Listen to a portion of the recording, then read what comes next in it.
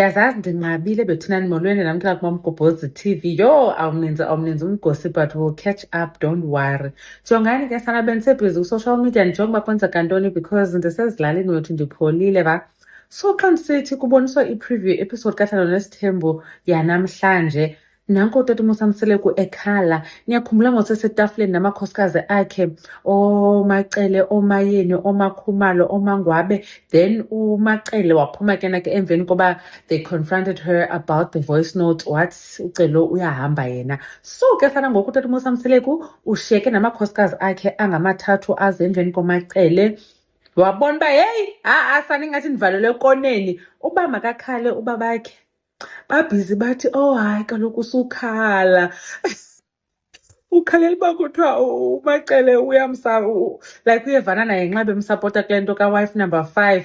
Then ke siye saboniswa noMacele ebhizi ekunye naye ethetha phaa, uMacele esithi yena akafuna ukugubhulula ii-files zoba abantu bafika njani apha kwaMseleku. Yayiva ke ngoku makasikhuphe uMacele sifuna uziva bethunani, we are tired of mane sixelela uba kukho izinto ezingenawuthethwa because zizawuofenda abantu abathile. Yonke into mayikhutshwe ngoku. Abantu kwi-comment section ke sana yala post ku-Instagram babhizi bathi hayi bo, ukhaliswa yintoni? Ukhaliswa kwakuthanda amantombazana. Omnye wade wathi, yho, ukhaliswa kube efuna ulala nomntana.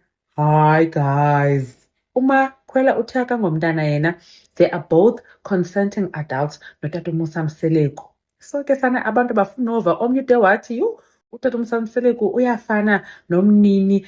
Xa ingenzeki le nto ayifunayo uyakhala. Alukho usizidololo sana kuthiwa hayi wethu utata ndini ufuna uba nomntana, so uqole ukhala and uzifakile ke yonke le nto ukuyo, so akho kwanto uyikhalelayo. Phofu uyakhala nje utata uMosamseleku kule episode because sesaphinda saboniswa enye isini ekunye noAbongwe ebhizi ekhala phaa kuAbongwe esithi kunzima, uyazama but akafuni ube etyhola mntu.